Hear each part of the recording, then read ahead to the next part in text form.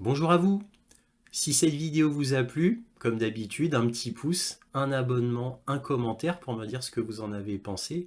Votre opinion est importante pour moi. Et éventuellement un petit don, lien dans la description, cela me permet de publier régulièrement. Merci à tous de votre soutien à cette chaîne. Donc là, on va parler d'un sujet qui est très rarement abordé par les grands médias. Je parle des Israéliens très orthodoxes d'Israël. Nous verrons plus tard qu'il n'y a pas qu'en Israël. Il y a une diaspora de par le monde qui suivent à la lettre le judaïsme et rejettent totalement l'État d'Israël en tant qu'État. Car pour ces Israéliens juifs d'Israël, eh bien, un État juif ne peut pas et ne doit pas exister. Car cela va contre le commandement de Dieu qui, dans la Torah, dit que les Juifs doivent errer de par le monde et ne jamais avoir le droit d'avoir un État israélien. Ça leur est interdit au niveau de la religion. Donc c'est un groupement extrêmement intéressant parce que évidemment ils ne sont pas une part négligeable dans l'État d'Israël et ils sont fort nombreux de par le monde. Encore une fois, il y a une diaspora de ces juifs ultra-orthodoxes, c'est comme ça que les traite l'État d'Israël, il les traite d'ultra-orthodoxes. Eux ne se voient pas comme ultra-orthodoxes, ils se voient comme des juifs qui respectent le judaïsme. Et bien entendu, le gouvernement israélien, depuis des décennies et des décennies, les met au banc de la société. Donc ils vivent, pour ceux qui sont vraiment en Israël, dans une enclave, et ils sont ostracisés par l'État d'Israël. Ils sont vus comme des citoyens de seconde zone. Mais c'est un poil à gratter énorme pour le gouvernement israélien parce qu'il y a une diaspora internationale très importante et qui travaille sans relâche contre l'État d'Israël. Il ne faut pas oublier que ces Israéliens juifs très orthodoxes sont pro-palestiniens à fond parce que eux rejettent le système à deux États. Eux, ils ne veulent qu'un seul État, l'État palestinien, et que la vie en Palestine soit telle qu'elle était avant 1947, c'est-à-dire où les Arabes et les Juifs vivaient en bonne harmonie. Donc eux voudraient que les Arabes soient bien traités et qu'ils aient leur État, la Palestine, qui soit tel qu'il était avant 1947. Encore une fois, je le répète, ils ne veulent pas d'un État israélien, ça ne doit pas exister pour eux.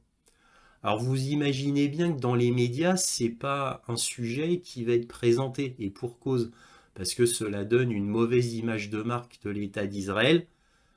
Alors évidemment, vous vous doutez bien que ces Israéliens juifs très judaïques, très religieux, contre l'État d'Israël, font tout pour faire de la propagande arabe, et font tout pour faire de la propagande anti-Israël.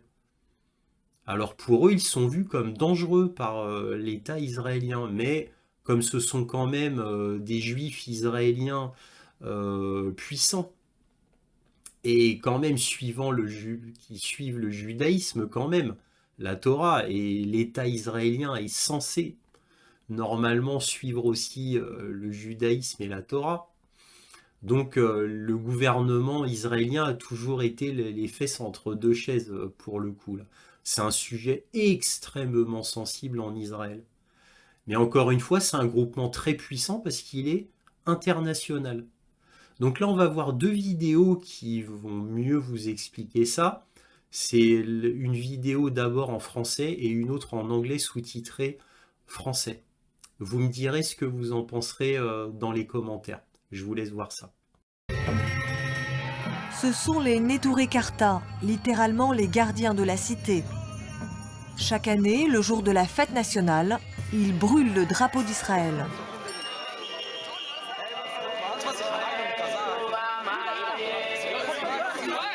Et déploient celui de la Palestine.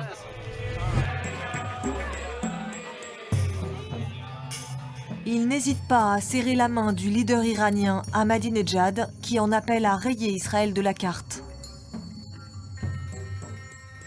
Avec ce cadeau, nous vous manifestons notre gratitude pour toute la douceur et l'amour que vous exprimez envers les Juifs et l'humanité tout entière. Ils rendent même visite à Ismaël Haniyeh, leader du Hamas à Gaza, pourtant en guerre avec Israël. Et à l'humoriste Dieudonné, accusé d'antisémitisme en France.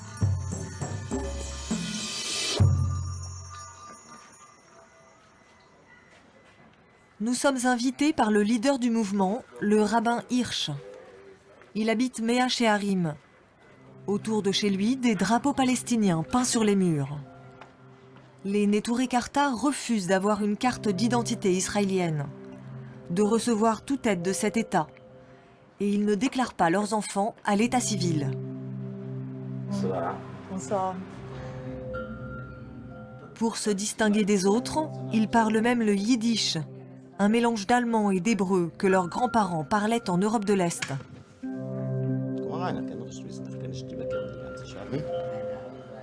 Leur idéal, vivre dans un futur État palestinien.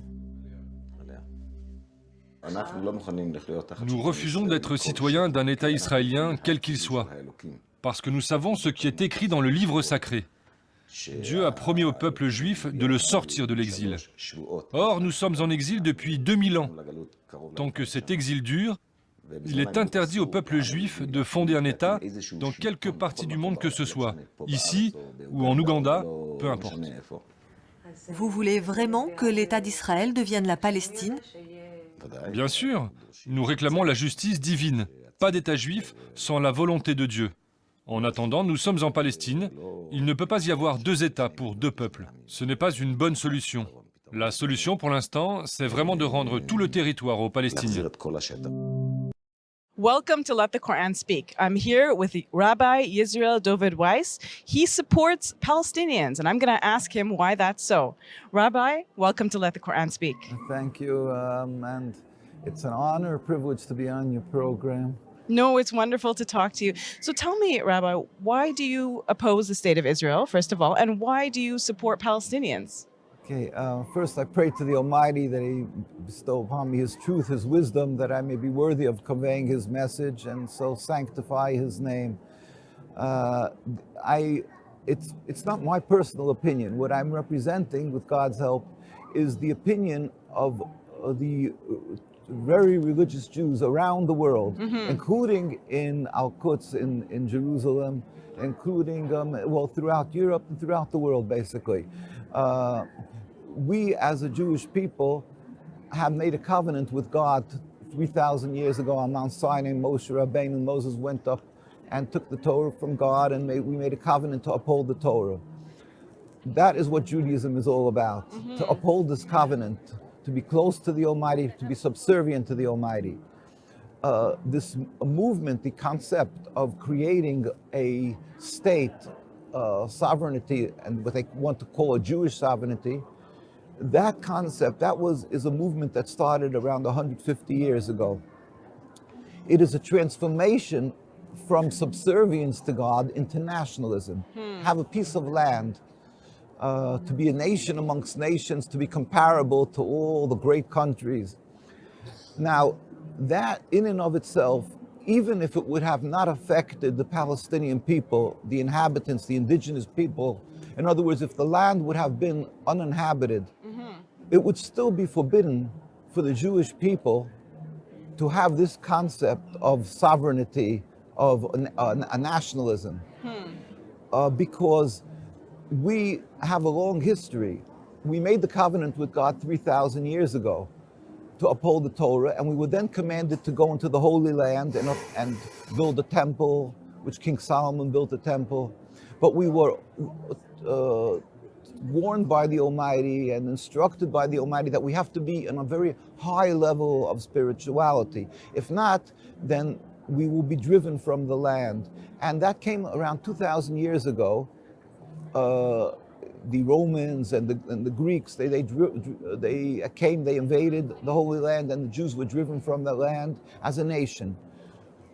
Once that happened, we were put under a decree of exile. And so for 2,000 years, we're under a decree of exile by the Almighty, meaning that we are told by the Almighty that it is His will that we should not be the sovereign nation. We should be loyal citizens in every country we're residing. And we should not attempt to return en masse as a large group of people or try to recreate even one small 1 inch, 1 centimeter of a Jewish sovereignty. Because it is like medicine from God to break our haughtiness. That's what we believe. So there is actually we were put under 3 oaths, and that King Solomon, who built the temple, wrote a book of prophecies called Shir HaShirim, Song of Songs, and he speaks about these 3 oaths that God put us under. One is that we should not return en masse to the Holy Land once we were dispersed amongst the nations. Secondly, we are not to rebel against any nation. We have to be loyal citizens in every country we reside. A Canadian citizen has to pray for the well-being of the country, even if you're not happy, or let's say throughout our history, Jews were many times forbidden to buy land and they were taxed to a much higher degree. Still in all, we have to be loyal citizens and not rebel against that country. Thirdly, we are not to make any attempt to end exile. Why? Because it's because of our sins we are spread out. God is compassionate. And the Almighty, when the time will come, which every Jew yearns for, that the time will eventually come, with the Almighty will make a metaphysical change in the world and all humanity will recognize one God. Then God will return us, and God Himself will rebuild the temple without any human intervention. There will be a spirit, like a miraculous spirit in the world that will stop being atheists and so forth. Everybody will believe in God. It says, all the nations will hold hands and join to serve God. That will happen. Then we will return and we will become close to God again in His heart. How does that come about? Like, how would you know that we're in that state? We will know that because, like I said, there will be a spirit of holiness, of godliness. There will be a spirit of people returning. The Messiah. See, obviously the Jewish and Muslim people have a distinctly different concept of what the Messiah is, Mashiach. But we believe, but that's really neither here nor there, because what will happen, it will happen. And we were never deemed a threat for the Muslim people because of the difference of our approach, because we are clearly, as I've mentioned, we are forbidden to make any attempts to return. We just believe and we pray to God constantly that He should bring about this end day and when all humanity will serve Him. So we yearn to return. We yearn with all our hearts. We say it every day in our prayers that we want.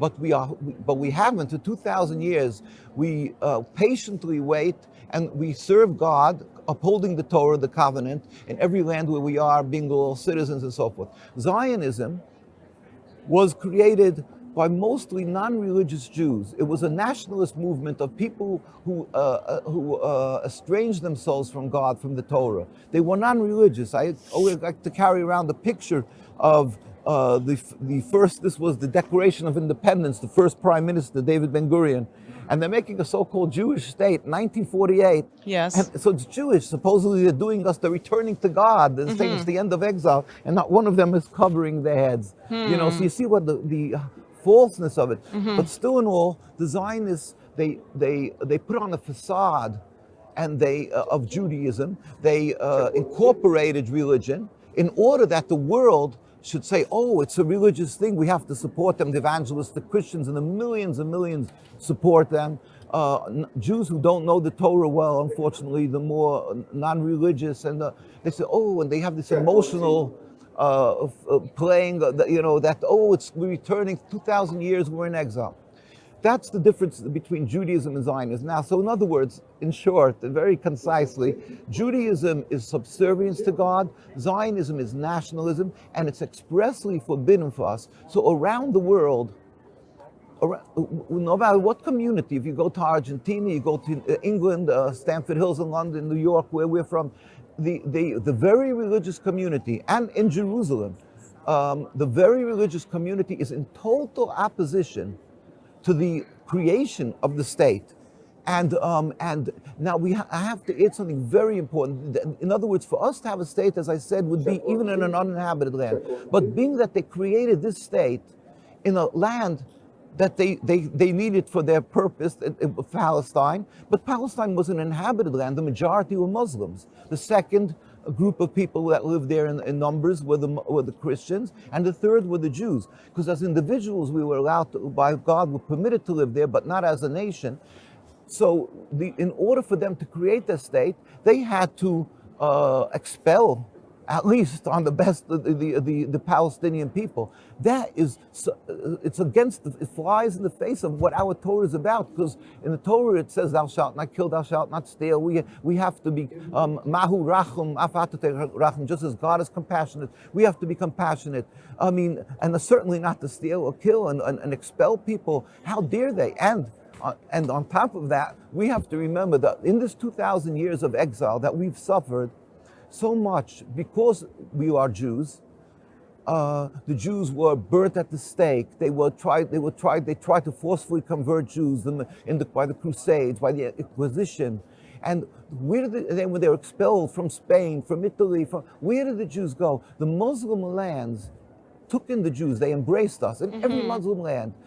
Iran, wherever you would like, Palestine, it was under the Ottoman Empire. They took us in and we flourished in their lands. There was no human rights groups to protect us, yet we flourished. It wasn't necessary, human rights. So now for the Zionists to come along and accuse the Muslims of an ingrained hate to Jews, or the Palestinian people, an ingrained hate.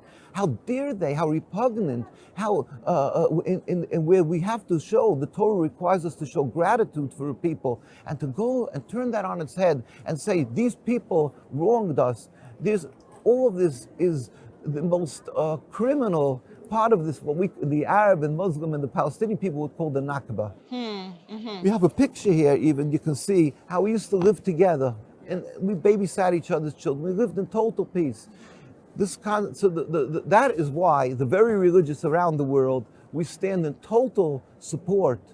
We hurt, we cry with the Palestinians. We are humiliated because the Zionists took our religion and they're using it as a tool to occupy, to intimidate, to silence other people, because if you speak up against them, you're called anti-Semitic. So the religious communities, stand in opposition.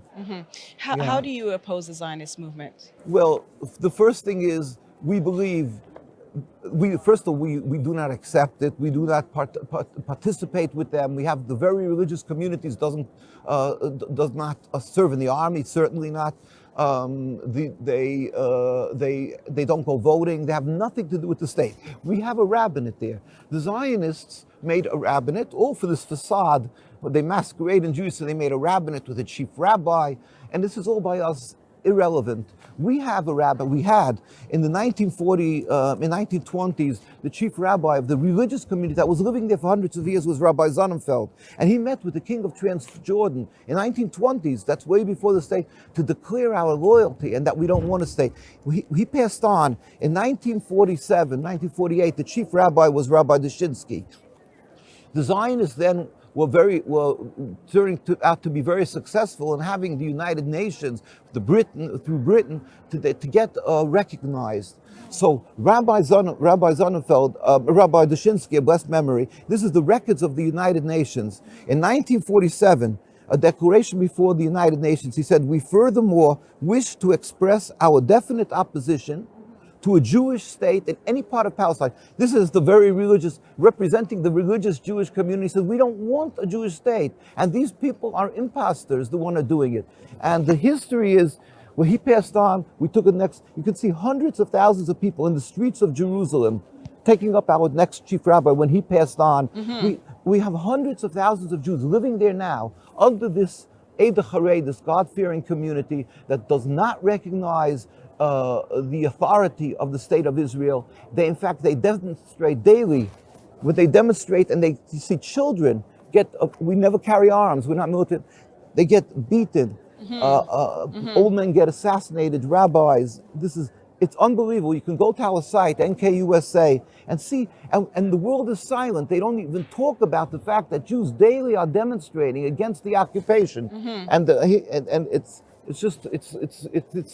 screams to the skies what is happening, the injustice to the Palestinian people and to the Jewish people who are living there, who refuses to accept this authority.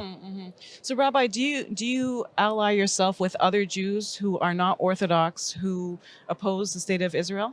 Oh, that is a very good question. We, being that there was the reform movement like 250 years ago, and our rabbis at that time issued a fatwa, basically. Fatwa, okay. Yeah, 200 of the leading rabbis of Europe, when they said this is a heresy, it's a rebellion against God. You can't reform God's Torah. They don't eat kosher, they don't keep the 10 Commandments, they don't keep the Shabbos, the Sabbath.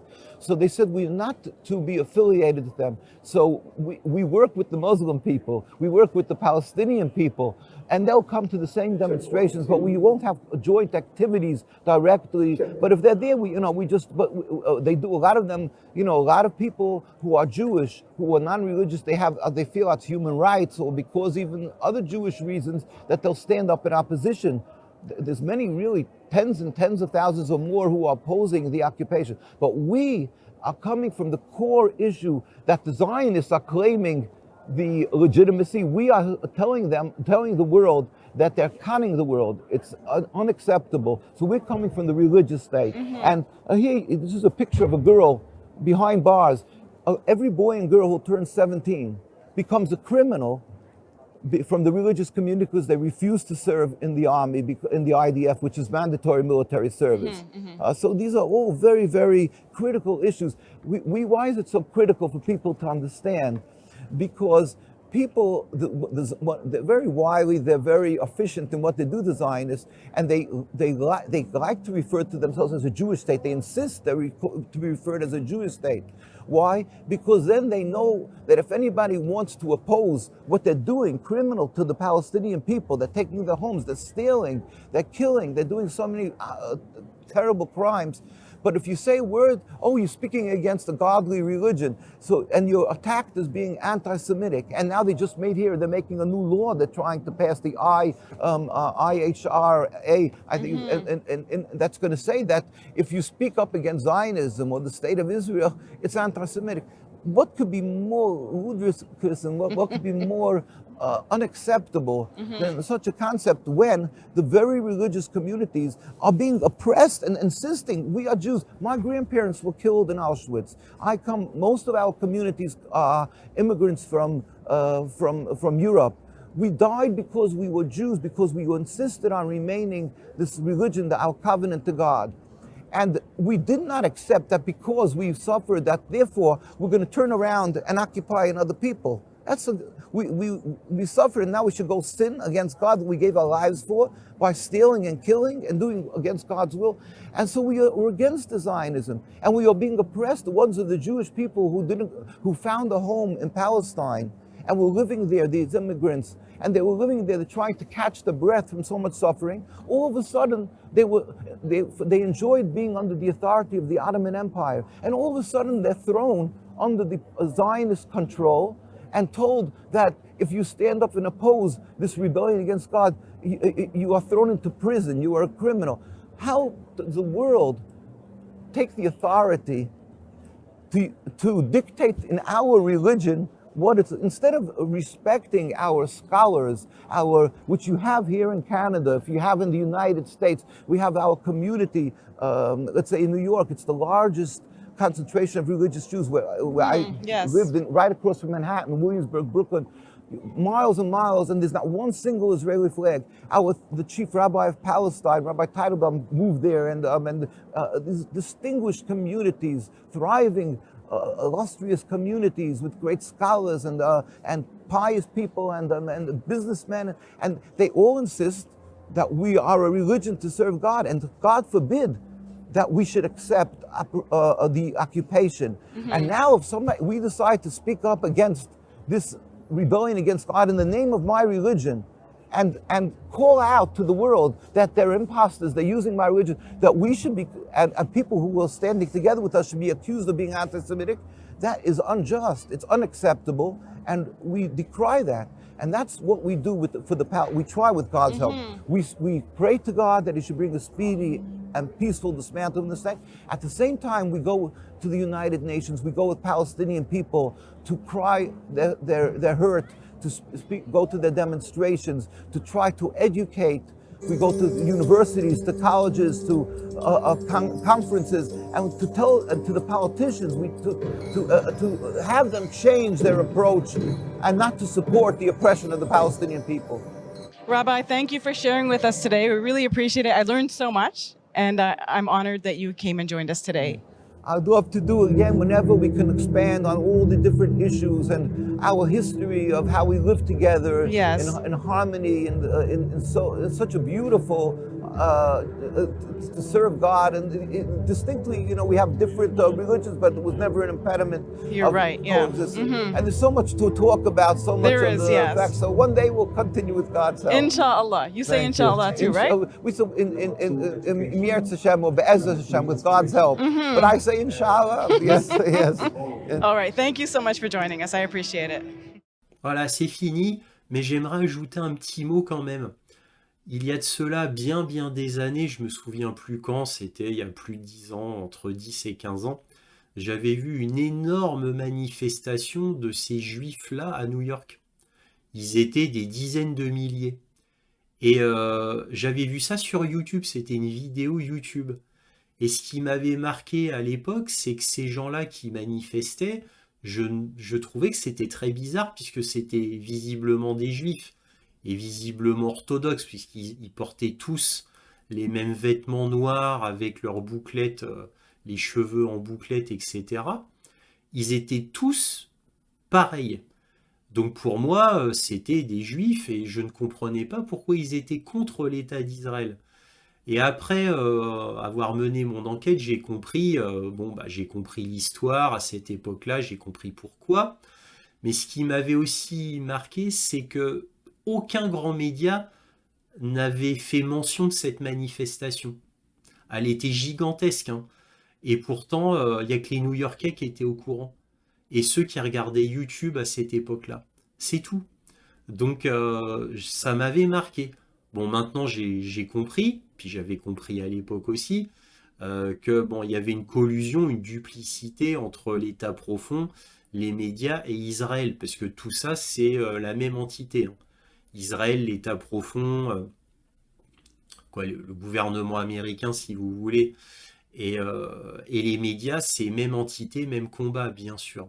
Donc c'est pour ça qu'il n'y a aucun grand média américain qui avait repris cette manifestation, qui en avait même pas parlé. Ça m'avait choqué à l'époque. Bon, évidemment, c'était évident qu'ils n'allaient pas en parler, puisque ces juifs-là n'arrêtaient pas de scander toutes les exactions de l'État israélien. Donc ça faisait mauvais genre de leur faire de la publicité, bien sûr, parce que évidemment ça affaiblissait l'État d'Israël. C'est pour ça qu'aucun média n'en avait parlé. Mais là maintenant ça commence à revenir sur le devant de la scène, on commence à parler de ces gens-là, et c'est bien, parce que on ne les connaissait pas ces gens-là, et maintenant, j'espère grâce à ma vidéo, déjà il y a plus de gens qui seront au courant, et peut-être que les grands médias en reparleront un petit peu. Nous verrons bien. Voilà, c'était mes derniers mots. Si cette vidéo vous a plu, un petit pouce, un abonnement, un commentaire, c'est très important pour moi. Éventuellement un petit don, lien dans la description. Et toujours, soyez curieux.